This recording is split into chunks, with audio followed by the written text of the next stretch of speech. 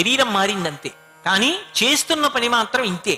ఈ 5 ఇంద్రియములతో సుఖం, 3 అవస్థలు. ఇంద్రియాలతో తెలివిగా ఉంటే జాగ్రత్త, కలకంటే స్వప్నం, 3వది గాఢ నిద్రపోతే సుషుప్తి. ఈ 3 అవస్థలలోనే తిరుగుతున్నాడు. కాదురా, నువ్వు చెయ్యవలసిన పనొకటి ఉంది. నువ్వు భగవంతుణ్ణి చేరడానికి ఇది పనిముట్టు.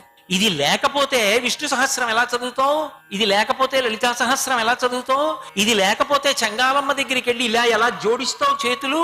ఈ కాళ్ళు లేకపోతే, ఈ శరీరం లేకపోతే ఎలా ప్రదక్షిణం చేస్తావు? ఈ నోరు లేకపోతే తల్లి ఆ కీర్తన ఎలా చేస్తావు? కాబట్టి ఈ శరీరం దేనికి వచ్చిందో దాన్ని వాడుకో తొందరగా. దీపం ఉండగా ఇల్లు చక్కబెట్టుకో. ఇందులో జ్యోతి ఉండగానే దీంతో మంచి పనులు చేసి జీవుణ్ణి ఉద్ధరించుకో. తర్వాత అవిని విడిచిపెడితే ఏమో జ్యోతి ఎంతసేపు ఉంటుందో ఎవరికి తెలుసు? నిత్యమా జీవితము నీటిపై బుగ్గ. నీటి మీద బుడగ చాలా రంగురంగులుగా ఉందని చూస్తూ కూర్చుంటే ఎంతసేపు ఉంటుందో ఎవరికి తెలుసు? ఎప్పుడైనా పేలిపోవచ్చు. ఇది ఉంటుందని నమ్మకం ఏమిటి? కాబట్టి ఉండగా తొందరగా. అందుకే కురుపుణ్య మహోరాత్రం అంది శాస్త్రం. రాత్రి పగలు అని లేదు. మంచి కార్యము అన్నది వెంట వెంటనే చేస్తుండు. జీవుడి ఖాతాలో పడిపోతుంది. లేదు, ఇది వెళ్ళిపోయింది, ఇక మళ్ళీ ఎప్పుడు వస్తుందో? ఈ శరీరం వస్తుందని నమ్మకమేం లేదు. ఇంకా ఇది ఒకసారి రావడంగానే ఆగిపోయిందా, ఇక మళ్ళీ పుణ్యకర్మాచరణం చేయలేవు. కాబట్టి కురుపుణ్య మహోరాత్రం. ఈ మార్పు వస్తే ఎరుపు. ఈ మార్పు ఎవరు తీసుకొస్తారంటే అమ్మవారు తీసుకొస్తుంది.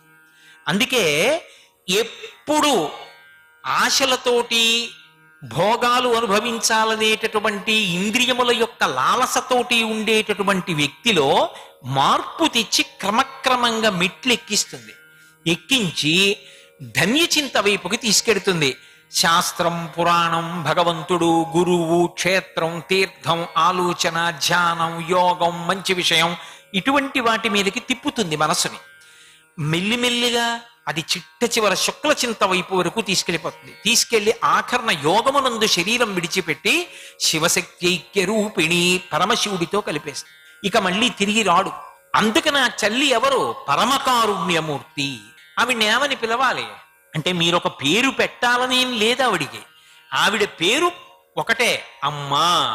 అమ్మ అంటే పరమకారుణ్యము, పరమ సౌందర్యము. అమ్మ అన్న మాట కన్నా భయం పోయేటట్టుగా చెయ్యగలిగినది లోకంలో ఇంకొకటి లేదు.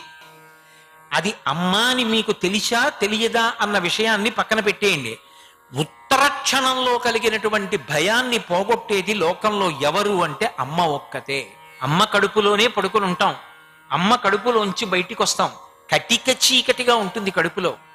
బయటికి వచ్చేటప్పటికి ఏమో ఏ వైద్యశాలలో పుట్టచ్చో, ఏ శస్త్రచికిత్సల గదిలో పుట్టచ్చో, ఎన్ని దీపాలు ఉంటాయో, ఆ దీపాల మధ్యలో ముక్కులకి గుడ్డలు కట్టుకుని కత్తులు కత్తెరలు అన్ని కట్టుకుని వైద్యులు మనల్ని రక్షించడానికి అక్కడ నిలబడి ఉండొచ్చు.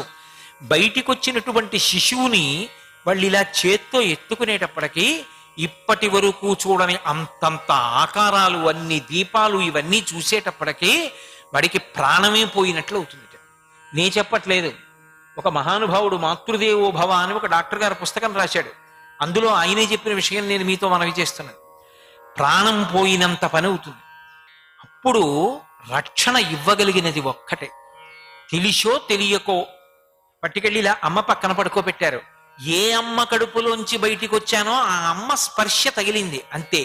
ఒక పెద్ద సంతోషం. బతకాలి. ఎవరిస్తారు పాలు? అమ్మే ఇవ్వాలి. మనుష్యునకు ఎన్నో తెలుస్తాయి. అది ఆశ్చర్యం. ఎన్ని ఆలోచనలో శాస్త్రం పట్టుకోగలడు, గురువు గారిని పట్టుకోగలడు, అన్నిటినీ పట్టుకుంటాడు. కానీ ఒక్క మాతృత్వం దగ్గరికి వచ్చేటప్పటికి మాత్రం ఒక మినహాయింపు. ఇదే రామకృష్ణ పరమహంస అంటారు, పొదుగుతున్న కోడి బొమ్మ గీయగలవేమో కానీ కోడి కన్నులలో ఆనందాన్ని గీయలేవు. ఎందుకని అంటే తన కడుపులోంచి బయటికి వచ్చినటువంటి గుడ్డుకి పైన పెంకు ఉంటే పెంకు లోపల ఉన్న పిండం తన యొక్క కడుపు కింద భాగంలో ఉన్నటువంటి వేడిని గ్రహిస్తూ ఆ లోపల ఉన్నటువంటి పిండము పొదగబడి పిల్లగా మారుతున్నప్పుడు నేను తల్లినవుతున్నానన్న ఆనందాన్ని కోడి పెట్ట పొందుతుంది. ఆ కోడి పిల్ల పెంకు పగలగొట్టుకుని పైకి వచ్చిందనుకోండి, ఎవరు పరిచయం చేశారు నీ పిల్లని? ఆ కోడి పిల్లలన్నిటినీ దగ్గర పెట్టుకుంటుంది. ఎంత భయం అసలు కోడికి. అటువంటిది భూమి మీద 2 మాటలు కొట్టి పురుగులు తిని ఆకాశంలోకి చూస్తుంది. గ్రద్దెక్కడో ఉంటుందేమో, వచ్చి పిల్లని తినేస్తుందేమో.